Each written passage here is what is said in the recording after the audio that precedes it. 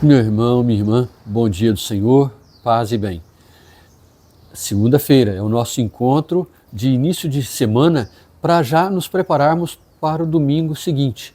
A gente tem feito isso sempre, a gente faz uma pequena menção à celebração do domingo anterior, no caso ontem, 17º domingo do tempo comum, onde nós já percebemos que durante alguns domingos agora nós vimos a questão do profetismo e a importância que é a fé ter uma solução para um problema grave que há no mundo, o problema da fome. E essa fome, tá certo, ela é um sinal de uma fome maior do ser humano, a fome de Deus, a fome de sentido, a fome, afinal de contas, de para que eu estou vivendo nesse mundo? Por que, afinal de contas? Qual o sentido para a minha existência? Então essas questões que são questões profundas, elas têm o seu sentido, claro, mas não se mantém se a pessoa tiver com o estômago vazio, se a pessoa estiver definhando de fraqueza pela falta do alimento corporal. Então é a partir dessa realidade de que nós necessitamos do alimento corporal, nós podemos e devemos perceber que Deus sacia toda a nossa fome, toda a nossa sede, todas as nossas necessidades. De tal forma que a gente poderia se perguntar, bom, ontem nós vimos que o profeta Eliseu providenciou o pão, Jesus a gente começou o capítulo 6 de São João, que é o famoso capítulo sobre o pão da vida. Então nós teremos alguns domingos para refletir sobre isso. Mas não é spoiler, nós já sabemos, nós conhecemos a palavra de Deus. Agora, o que é importante? Que nós celebremos aquilo que nós cremos. Deus é o nosso alimento. E é um absurdo se, na nossa fé, nós celebrarmos essa afirmação de fé, mas essa celebração não tiver ressonância na nossa vida, claro, sim, mas na vida dos nossos irmãos, sobretudo os que mais sofrem, os que mais precisam. Na primeira leitura, nós ouviremos aquele relato da experiência do maná no deserto, quando o povo de Deus é conduzido pelo deserto por Moisés e Deus faz chover pão do céu. É claro que aquilo não é compreendido pelo povo, e no original, que é usado lá o hebraico, né, é manu, né? Quer dizer, o que é isso? Né?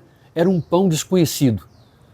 Há um canto que diz o seguinte: o pão de Deus é o pão da vida, que do céu veio até nós.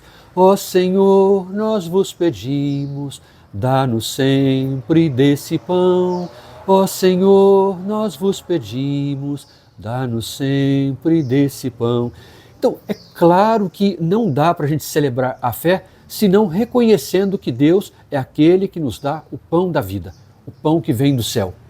Mas, e nós aprendemos isso na oração do Pai Nosso, o Pai Nosso, que é pão, o Pai de todos nós, quer que o pão seja para todos nós, para todos os seus filhos e filhas, todo ser humano, que a humanidade inteira possa ter o necessário para viver e viver bem. E nós sabemos, na simbologia do pão, nós vemos todos os bens necessários para bem viver esse mundo, para bem viver essa existência que é breve, por mais que a gente viva, tudo é muito passageira a nossa vida, mas que seja passada, e aí a gente aprende, né, na partilha. Na partilha. Esse é o grande sinal que Jesus realizou, na linguagem dos outros evangelistas. O grande milagre realizado da multiplicação dos pães, mas nós entendemos bem. É o milagre da partilha, é o sinal que nos provoca, que nos questiona se nós estamos mesmo, de fato, querendo abrir a nossa mão, o nosso coração, a nossa vida, para que o outro, irmão e irmã, tenha o necessário.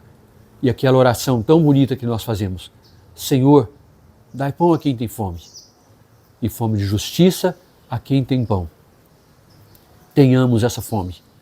Tenhamos essa fome, meu irmão e minha irmã, a fome de justiça, porque muitos irmãos e irmãs vão definhando, vão enfraquecendo vida fora pela falta do alimento necessário, o pão de cada dia.